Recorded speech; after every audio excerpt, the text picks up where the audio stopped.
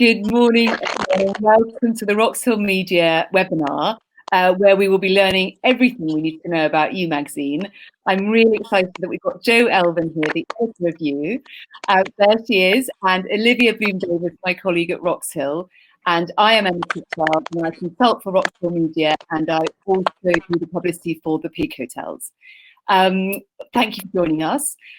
Jo is currently in the office, and we would like to know, Jo, how things have changed in the past few months and whether your working methods have changed, and we'll start there. How is the team? Yes. Good morning, everybody. So yes, obviously, I think I genuinely can't think of anything anymore that hasn't been affected by the pandemic, like from the biggest to the tiniest things. Obviously, we did lockdown like everybody else and worked entirely remotely during that time. I've been coming back into the office with a small core rota of a team since about July. We're here on our busiest days, one of which is today on Wednesdays when we go to press. And I'm in Tuesday to Friday. I tend to do Mondays at home, but basically because you know, with everything going on, I've lost my dog walker, things like this. So, you know, you kind of have to factor in that balance between working from home and the office. But there's things I love about working from home, but there's things I love about working in the office as well. So yeah. I'd much prefer to be in and talking to people face to face as much as possible. Absolutely. You know, being out, meeting people for breakfast again and for drinks and lunch and things like that. So yeah, so we've got a semblance of normality, but it's I find it more challenging to have some people in the office and some out, which we need to now because of social distancing measures. It just means as a boss, I have to be much more mindful of making sure I've communicated well. And I'm, you know, if I'm honest, I'm not particularly good at that. It's, you know, I'm kind of tend to tell the people who are in front of me, and I have to keep making the mental thing to say, make sure you've told everybody, and remembering who is in on this day and not in on that day, and all of that sort of stuff. So it adds that layer to everything. Right. So you have sort of 5 of the team in at any one time. Is that the amount of people coming in each day? Say that again. Do you have about 5 of the people in? Your team at any one time? I mean, there's a team of 30. There's probably about 10 to a dozen of us here on any one day. Right. Yeah. And so PR breakfasts and coffees and things, you're enjoying having those again? You keep breaking up. I'm so sorry. Emma, are you able to put your headphones in because your computer's really crackly? I'm so sorry. Don't you worry. Yeah. They're really, really big. We'll just see if this helps. It could solve the problem. It's like you can spin us some tunes. Is that better? Is that better? Yeah. Sure? I think so. Okay, let's try again. What was that question? Sorry. I was just saying about coffees with PRs, coffees and teas with PRs. Oh no, it's crackly, isn't it? It is quite crackly. Olivia, do you want to take over the questions? I'll just go and get another laptop.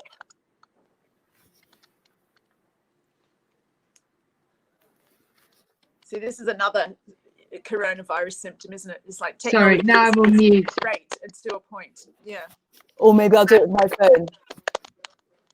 No, it's fine. I'm just grabbing the questions and then we can go through them. I'm just trying to work out whose computer's crackling, because it might be mine. Is it yours or is it mine? Sorry, everyone. Bianca says, here's Emma has anything covering her microphone. Trying to work out where the microphone is. Ah. I don't think so. Is that any better? Seems to be. It is actually. Is it? Oh God. Right. Any better? Is that any better? No.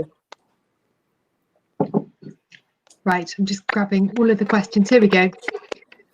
So Emma, if you just go on mute. I'll go on mute and I'll come in on my phone. Well, then we'll know it's me and then we're really screwed. It's all right. Emma's just going to come in on her phone. So where were we? How are the team feeling about face-to-face meetings?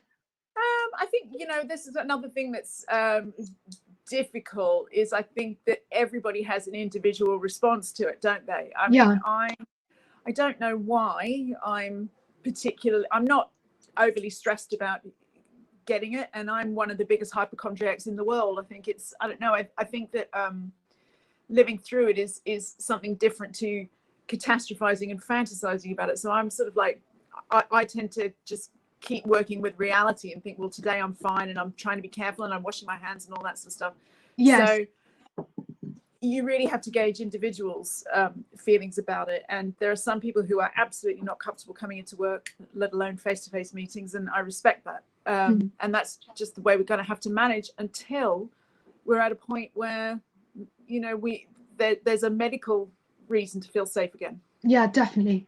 Sienna's just asked quite a good question about meetings. When it comes to meetings with PRs, would you or your team be interested in meeting kind of speed dating style on Zoom with a number of independent PRs, or is it just totally down to each of the journalists? I don't think so, to be honest, because I'm not sure if that's a really meaningful way to build good relationships with PRs. That's sort of, I'm not sure what kind of conversation you could have in a speed dating way. Sure. I'd rather, that doesn't feel particularly efficient for me or frankly safe. Yeah.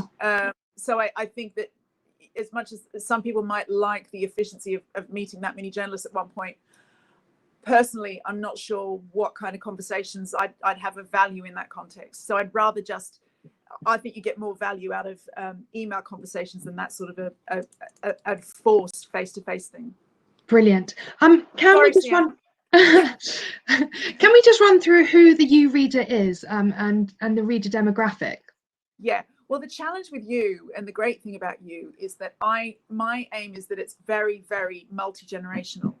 Okay. I love when I get an email from a woman in her 40s who shared it with her mother and her daughter. I love that, you know, I think it is a predominantly female readership and predominantly midlife, so 45, 50 plus, but with a huge focus on emotions and families, whatever makeup they might take, and how whatever they may look like in 2020, nearly 2021. So it's got that real emotional center, and we like to connect emotionally with the reader. So I love the idea that whether it's something that's made someone laugh or something useful or a really intense emotional experience that someone's been through, I love that our readers connect with that and share it with those people around them. And that's the feedback I get from them all the time. So, I mean, demographically, I'm probably aiming at somebody my age, like 50-ish. Right. But I just think that 50 and beyond looks so much different than it did for our mothers and grandmothers. So I still want that magazine to be engaged in the world around it and to be focused on what's going on. And for us, we're hugely passionate about making sure that women over 40 don't feel invisible and feel like there's still a lot to mine out of their lives. And so that's the ethos behind what we do. Brilliant. And what is the current circulation of the print editions, Jo?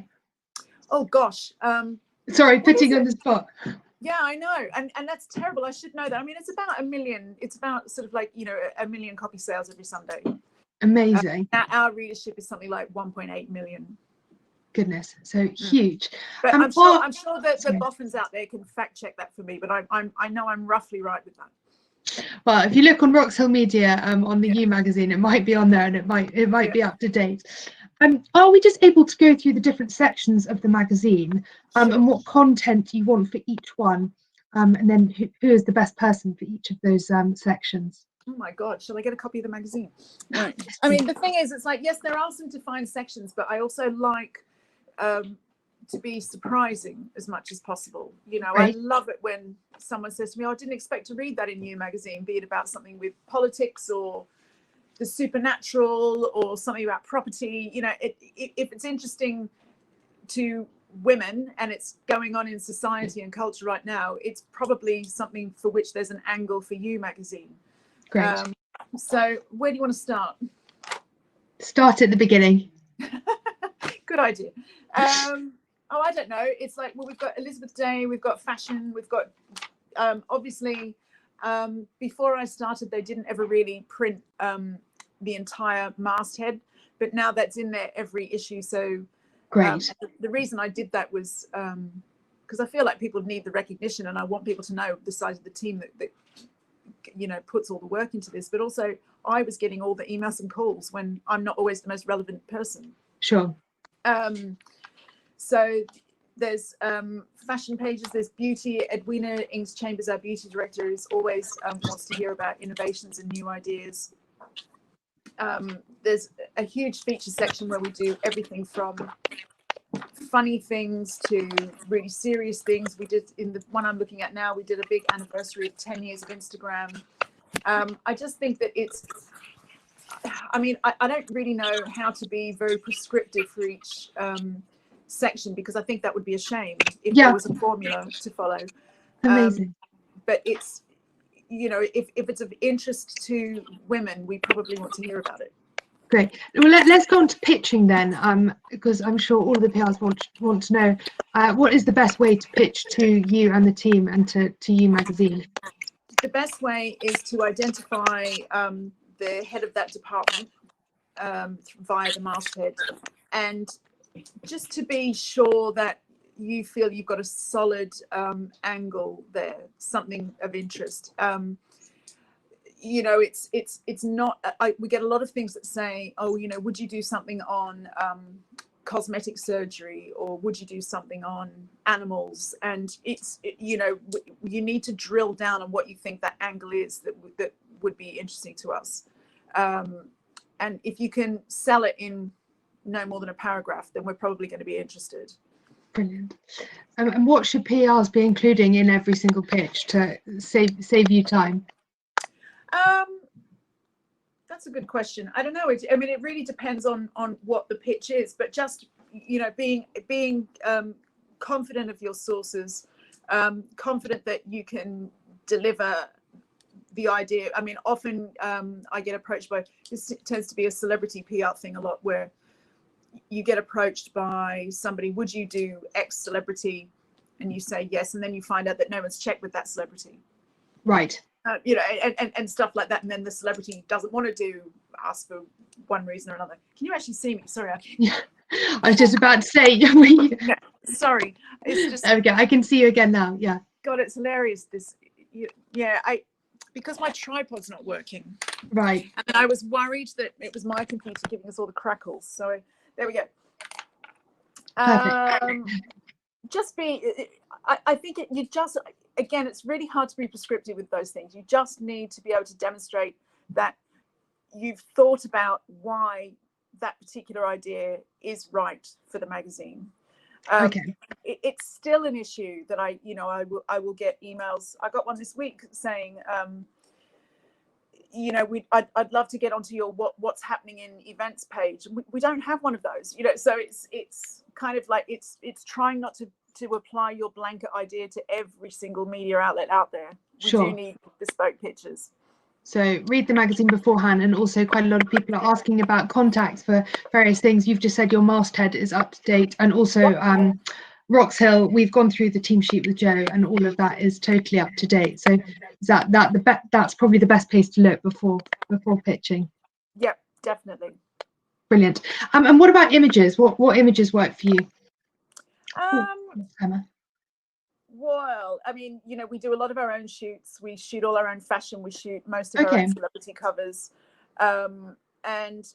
But in terms of fashion and beauty, I think just high quality, high res. We particularly love well done still lifes for beauty.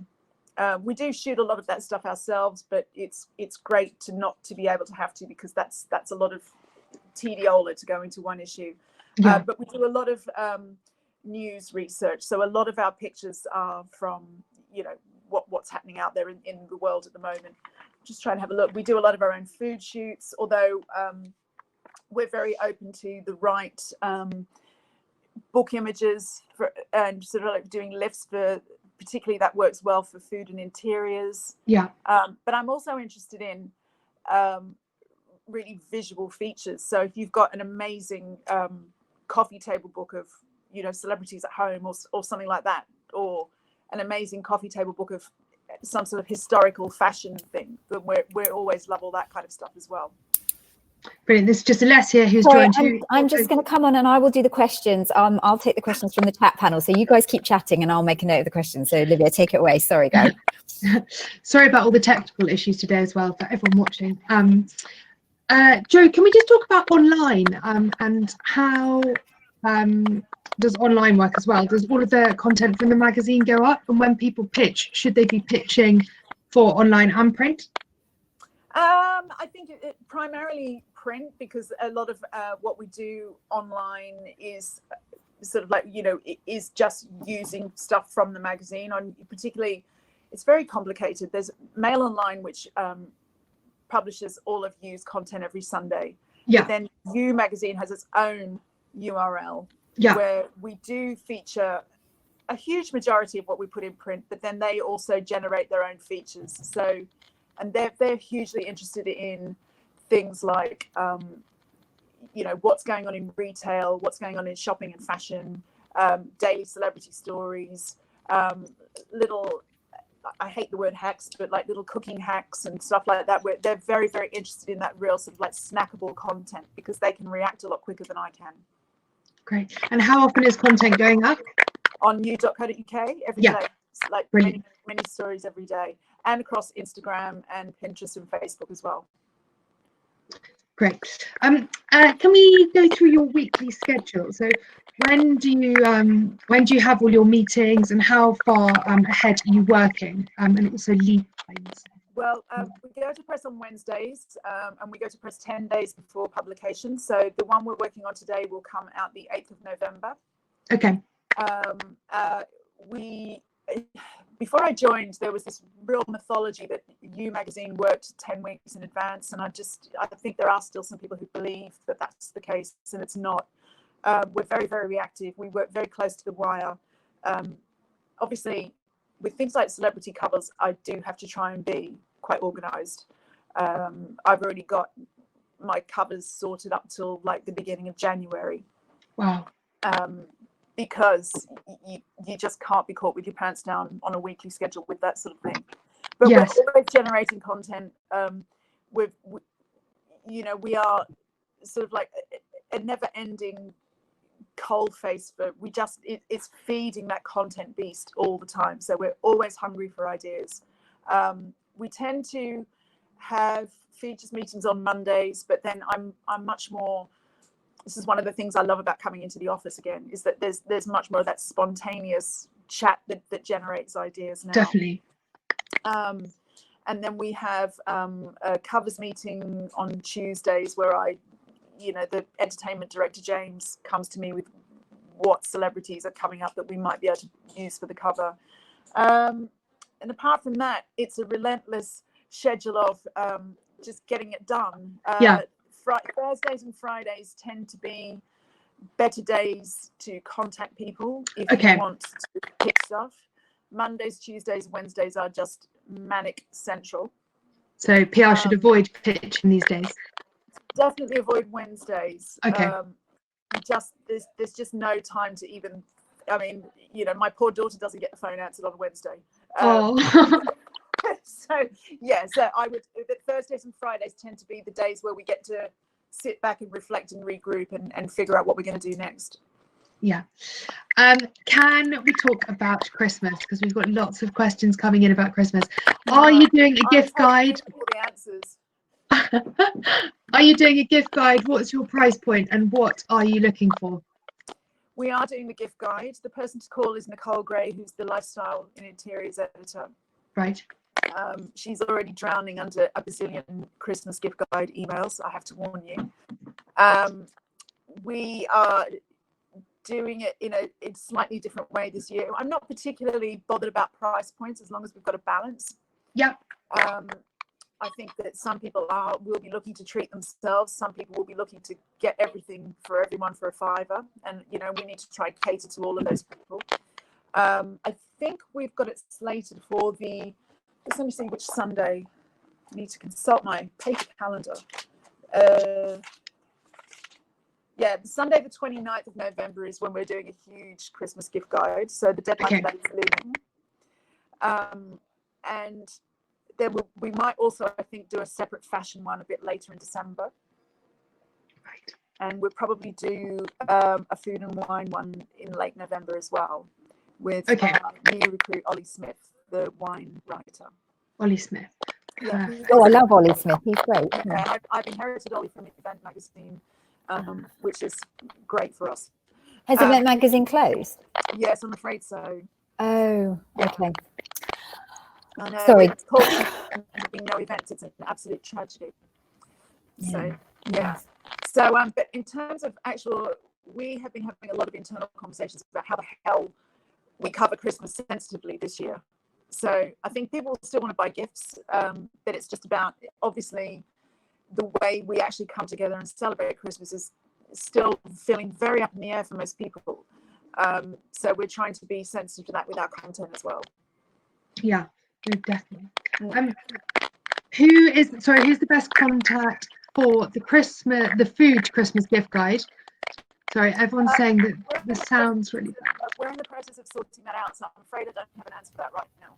Joe, the technical, our technical whiz is behind us saying that possibly your microphone on your phone is slightly covered by your phone cover. No, I don't have a phone cover. You don't have one, fine. I'm going to drop off because I think it was better before I was here. So I'll see you guys in a bit. So sorry. Yeah. There we go. Oh, it's really crackly, isn't it? I'm sorry, I don't know. I'm not sure what I can do to stop it. No, there's nothing to do. We will keep going, and then the replay will be available for everyone. And if there's anything that we've missed or no one can hear, just drop me an email, and we'll hopefully get always, to that. DM me on Instagram. I tend to pick up most of those and answer as much as I can. So yeah. Interesting. Yeah. Not many journalists like being contacted on social media, so that is a good tip to know. If I really, I will not. Sometimes I will miss them, but I will do my best. Yeah. Joe, are you covering anything to do with travel at the moment, especially abroad travel, or is there a ban? No, I mean, to be honest, though, the reason that we don't is because the paper has such an extensive travel section. So it's not really ever been part of New Magazine's remit anyway. Okay, perfect. Sounds good. We're going to start going through some of the questions. Okay. And I'm just going to, there was a brilliant one from Louisa Clack, who has said, I love the You Magazine Insta stories like the lunchtime lust list. How can we try and have our client stories featured on there? Oh, well, I mean, the best person to speak to is the digital editor, Eleanor Jones, who, again, she's on the masthead. And yeah, I mean, I think that that's a small team of 3 people who've really transformed You's digital offering. I think they do an amazing job. I'm addicted to You Magazine stories as well. I can't claim a major amount of credit for them, but I've sort of encouraged them to sort of flood social media with that kind of content, and it does really well. It depends. I think that it does. Those sorts of things do tend to work for us, for the bigger, hugely accessible brands. Not to say that we wouldn't feature small independent brands, and I'm passionate about that, but sometimes it does them more harm than good if they're sort of like, flooded in with demand that they can't cope with. So that's why it does tend to be the M&S's and the John Lewis's and things like that. But I definitely would contact Eleanor. Brilliant. What kind of lifestyle topics does the magazine cover / is the magazine looking for? Lifestyle. We love everything to do with everything from how to, completely change a room without spending very much at all, to celebrity houses, to, which pots are the best to make a casserole in. It honestly, it's really hard to say it's this. We love to be a broad church of all sorts of different stuff. We love pets. We love any kind of big lifestyle trend, like I can't even say that Swedish word. We just love. Oh yeah, the one beginning with H. Yeah. We just love showing our readers what people are talking about. Brilliant. Is careers a relevant topic? Yes, it is, and I think we probably will be more so in the coming year. But it's careers through the prism of mostly, women redefining themselves, women who have possibly are in a second act and want to look professionally, people post children or post coronavirus redundancy package, We're going to be looking very closely over the next year at how we can help our readers navigate those kinds of transformations. Great. And how about wellness? Are you doing more of that since Yes, COVID? we are actually. We've employed, we've hired a wellness columnist who's been with us now for about 2 months, called Susanna Taylor, who was previously at Grazia magazine. Okay. Again, she's contactable via the masthead. She's interested in everything from fitness, wellness, health, nutrition. She's just done a big special on gynecological health. So that's a hugely important area for us. Brilliant. I'm sorry, who's the best contact for careers as well? Careers is probably the features director, Joanna Bridger. Brilliant. Parenting content. And would you cover it? Do you cover it? We do, but probably not in a Dr. Spock kind of guide to way. It's more about experiential. It's about if somebody's got an interesting story, we will cover that. But we're not really into, how to get your child not to be a fussy eater, because I think a lot of our readers are very much past that child rearing stage, and it's more about the relationships between parents and children. Yeah, thank you. How important is sustainability for the magazine? Are you writing about it, or is it just essential to be entwined in everything you do write about? I don't think it's possible that it is the benchmark of everything we do. I think that it's I think our readers like to be mindful of it, but they don't like to be lectured about it. So if we're featuring sustainable products, we like to highlight that. But I mean, being really honest, I would just feel too hypocritical when, I also like to look at clothes in Zara. So yeah. I kind of feel like we give people the information to make their choices, and people like to make good choices when they can. But I think we're much more about everybody can do something rather than everybody can do everything.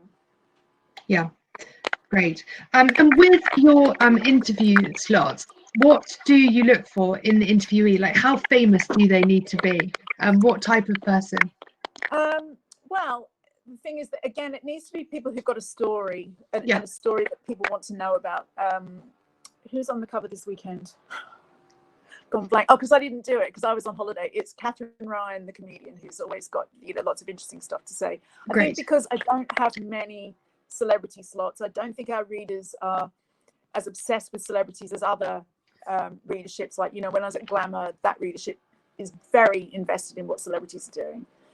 So I think that it's very prime real estate that those celebrities get. I probably give one story an issue to celebs. Okay. So to be honest, they have to be people who people already know about and want to know more about. There's the odd exception.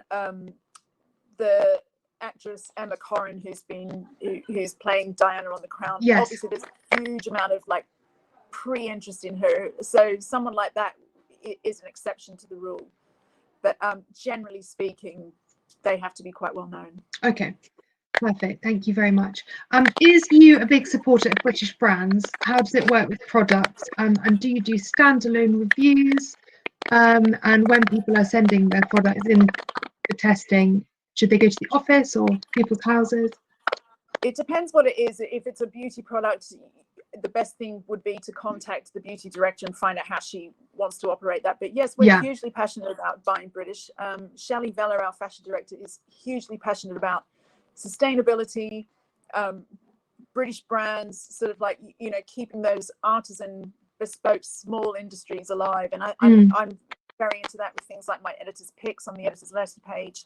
Yeah. So it's hugely important to us because I think our readers just like to know that, I think they're the kind of people who they buy wisely, they don't spend, frivolously.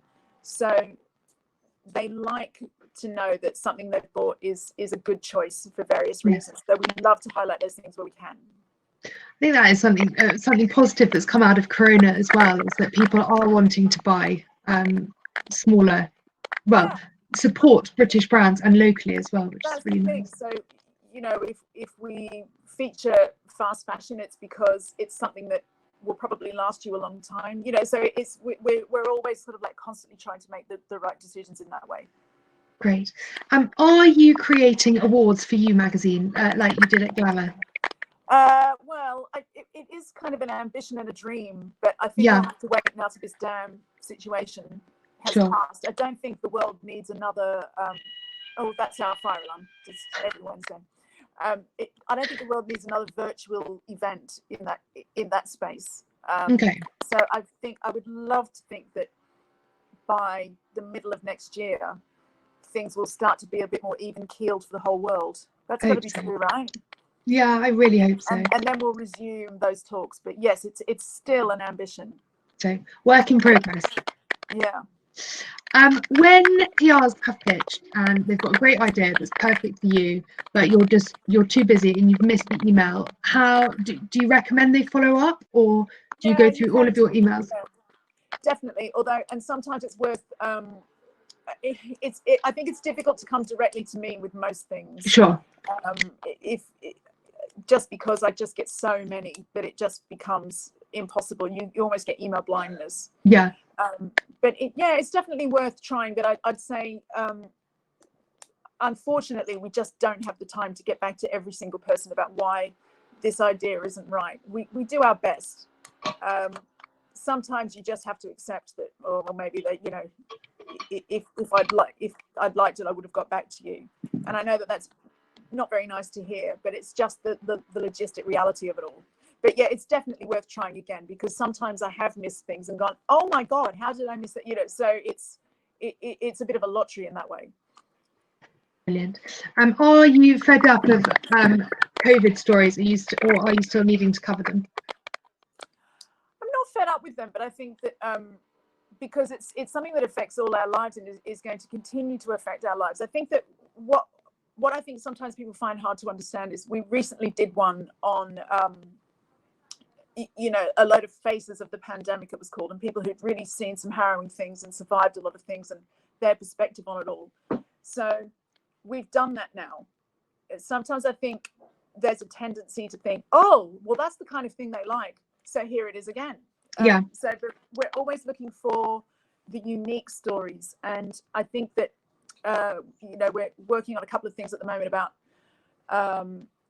what the pandemic has done to things like cosmetic surgery and things like that. So it just depends on it's got to have some originality to it. But I mean, let's face it, magazines are here to be records of our age, and this is what's going on. So I don't think that we'll be. I mean, we're all fed up with the coronavirus, but yes, it's definitely generating necessary content. Brilliant.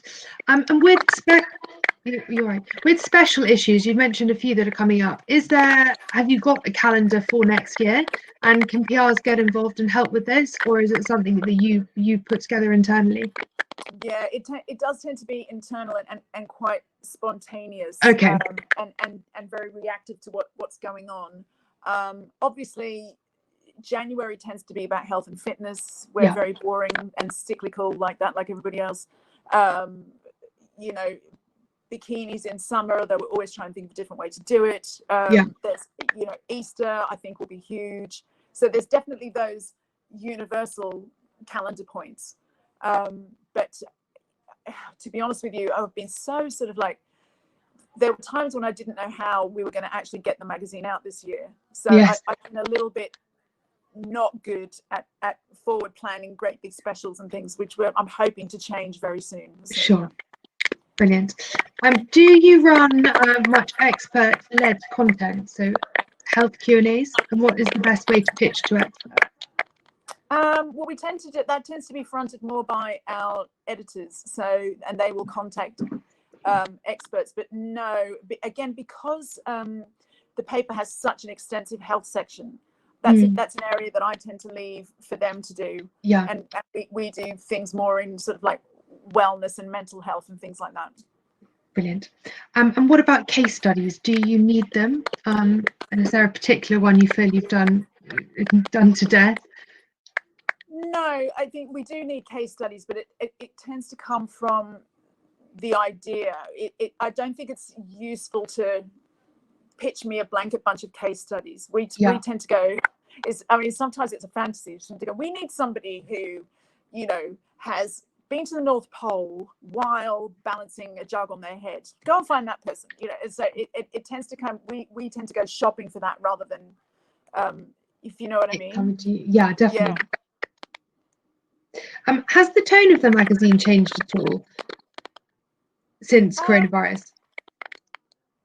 No, I think that we've always been sensitive and emotional and trod the line between having a warmth and a sense of humor, and I think that people need that more than ever, actually. So no, I don't think so. I think because we've always been, I think if you have known your reader and known what it is they're about, you just instinctively talk it in the way that everybody is at the time. So I don't feel like it's had a dramatic effect on us in that way. Brilliant, thank you so much. Just had a question about fashion and beauty. Are we able to just remind the PRs watching know who the fashion editor is and what kind of fashion stories are you keen to be covering in the next few months? Shelley Vella is the fashion director, and we're very much more about clothes than trends. Okay. It's, you know, we will nod to the season. Neutrals are huge this year, but it's always got to be with a really grown-up twist. Our reader is not one to just slavishly follow a mad trend. So it tends to be real classics that people feel justified in investing in. Brilliant. And is there a price point for fashion that PR should bear in mind? No. Again, we're about balance. So if we think it's a product worthy to show, it doesn't matter what price it is. Great. And the beauty editor? Edwina Ings Chambers. Brilliant. And actually, she did a 15-to-1 with us as well. So cool. so PRs can watch that back. So does that follow a similar theme with beauty, not trends led? Exactly. Yeah. Brilliant. And Edwina is very passionate about, you know, she loves new products, but she's very mindful that some products have been around for 50 years that are amazing, and just because they're not new doesn't mean they don't deserve covering. Brilliant, thank you so much. How can PRs connect with your editors, and is a bit of Insta stalking worth it? And I'm asking you a question on behalf of other people, but everyone on that. For me, Insta stalking sometimes works. Yeah, sometimes a bit creepy. No, it's not creepy, but it's just sometimes I just don't have the physical time to engage with everybody. I mean, I couldn't begin to answer for everyone on the team about that. Some of my team are really into Instagram, some aren't. Cool. I think that I think definitely just, you know, the normal Case by channels case is probably best for a professional pitch. Yeah. Brilliant. So yeah, case by case basis on pitching via social media. Sorry, it's gone very crackly all of a sudden. It's crackly, isn't it? Sorry, everyone. No, don't worry. It might actually, having booted everyone off the webinar, it might actually be me. So. No, I think it's probably me. I've been had all the tech troubles this morning. Oh, well, we'll just ask a couple more questions. Have you got plans for next year? I know you've mentioned that you don't want to plan too far in advance, but do you think there'll be? I do have plans for next year, but nothing. You know, I've got some covers booked and things like that, but no, I mean, I'm kind of just really trying to stay reactive at the moment. I don't want to, just because we don't know I'm really curious to see what Christmas is going to be like. I'm really curious to see if we're going to have another lockdown. Yeah. It's so hard to plan anything, isn't it? No, it's impossible. One of the best ways to stay sane at the moment is not to plan too much, because then you're just disappointed. So disappointing, so much been cancelled. Yeah, I mean, truly my main goal is to deliver a magazine that maybe gives people a pleasing distraction for an hour on a Sunday. Honestly. Well, you are doing a brilliant job at doing just that. Yeah. Can we just talk about interiors, seeing as we've all spent so long in our houses and there's been a huge boom of people doing various things in their houses. How are You Magazine covering it, and who's the best contact? The interiors editor is Nicole Gray. Great. And as I say, we love a mixed bag for interiors. We love, you know, just looking enviously at someone's unbelievable house over 6 pages, as much as we love, you know, 50 ways to spruce up your kitchen with high street finds. You know, it's like we we are very, very open to all sorts of ideas for that. We love things like, one of my favorite stories we did was just on how Instagram has changed the way people look at their bathrooms, and did it like a whole ton of outrageous bathrooms. So, you know, we love the surprising and the fun and the funny, as well as the truly to die for aspirational side of interiors. Yeah, brilliant. Do you cover food and recipes? Yes. And, you know, to be honest, that's the kind of thing, it's, you know, just a quick look through the magazine and you would know that we have a huge and hugely popular food section every issue. 8-page in the centre, Tom Parker Bowles reviewing restaurants, Ollie Smith reviewing wines, usually somebody very high profile doing recipes. Brilliant. Thank you, Jo. You mentioned politics before. Do political stories need to have a feminine slant to be featured? No, I don't think so. No, but because the paper does so much politics, it's not really about, I wouldn't probably do a story on what Boris is up to. It would be more about, you know, we've done things like the bullying culture in Westminster. We've done the websites that have sprung up that are all sort of like gossipy about Westminster. We like that sort of side of politics, the more personal side. So yeah. Brilliant. And just following on from interiors, are you interested in gardens and gardening? Absolutely. We did a huge special last year. We did about sort of like 24 pages on Highgrove, which had the cover. Yeah. We love gardening. Brilliant. Who is the best person to pitch to you for that? Again, it's Nicole. Okay, so she covers both. Brilliant. Yeah. Will you be increasing your technology coverage? No, probably not. I mean, I think that it's technology for me. It's interesting. It's part of our lives. I love using my phone. I couldn't care less how my phone works. Yeah, as long as it works. So it's kind of like, you know, if there's something, we cover technology, again, probably the more societal and emotional ramifications. So, you know, what it's doing to your children, all of that sort of stuff, rather than here's a review of the latest Xbox 360 or whatever. So yeah, probably completely out of date even with that reference. So yeah. Brilliant. You're like me. I'm just a totally different world. Yeah. Well, I think I'm just having a quick flick through. Alessia has been very kind in feeding all the questions through. So I think, back to the food section. How do you pitch for food and recipes? Who commissions it? Yeah, as I said earlier, it's a little bit up in the air at the moment because we're in between people. So I will be doing a proper announcement as soon as I can about that. So sorry, I can't be more specific on that at the moment. Keep an eye on the Roxhill alerts, because I will speak to you, Jo, and we'll make sure we're up to date with all of that. I'm just making sure we haven't missed any questions, and then I think we will say thank you. For those of you who aren't signed up with Roxhill, and if you do want a trial, do get in touch with the team, who are more than happy to give you a demo. You can also sign up to our daily newsletter, which comes out every day at 5 o'clock, and that's written by Tony Turnbull, Richard Mellor, Rosie Green and Kate Finnegan. And also do follow us on social media, because we announce all of our events on there, so you can keep up to date with all of those. Just one last question. When will the gift guide be online? 29th of November. Brilliant. Jo, thank you so much for your time, and thank you for everyone who's joined today. Sorry about some of the technical issues that have gone on, but hopefully you've all been able to hear it. If anyone has any questions, please do feel free to email me, and I will be able to get back to you with those. So thank you so much, Jo. Take care, and thank you to everyone for joining. Everyone. Thanks. Bye.